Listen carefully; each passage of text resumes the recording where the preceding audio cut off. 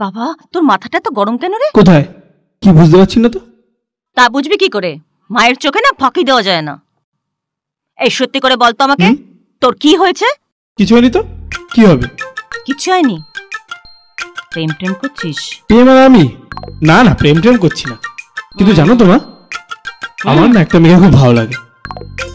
আচ্ছা, এই জন্যই মাথা এত গরম হয়ে থাকে। হ্যাঁ, বাঁদরের গায়ে ভালো করে তেল মাখাও। বাপের তেল তো ওর গায়ে লাগবে না। নিজের পয়সায় যেদিন তেল লাগাতে হবে সেই দিন গায়ে মাখবে। শুরু করে দিলে আবার এসেই ওর পেছনে লাগা। কেন বলছো বুঝতে পারছো না? কেন রে? ওই আবার আজকে নেশা করে এসছে। এই বাঁদর, এক কানের গোড়া দেবো না? নেশা করেছি? হ্যাঁ, তুই দেখেছিস? দেখেছিস তুই? আমি স্নান করতে যাই। হ্যাঁ, সেই ভালো। যা। যা তো। কেউ ঠিক বলছে? তুমি কি সত্যি সত্যি নেশা টেশা করেছো নাকি? সুজাতা, তোমার কি মাথা খারাপ হয়ে গেছে?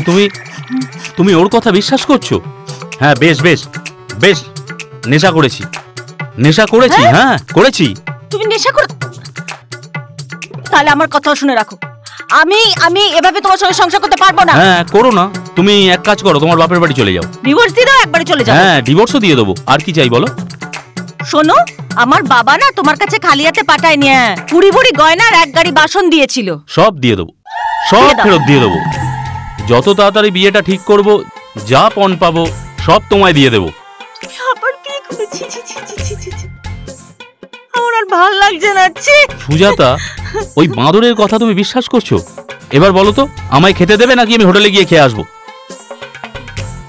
দিচ্ছি, হাত মুখ ধুয়ে ফ্রেশ হয়ে নাও আগে। দেখি বাঁদরটার খোঁজ নি।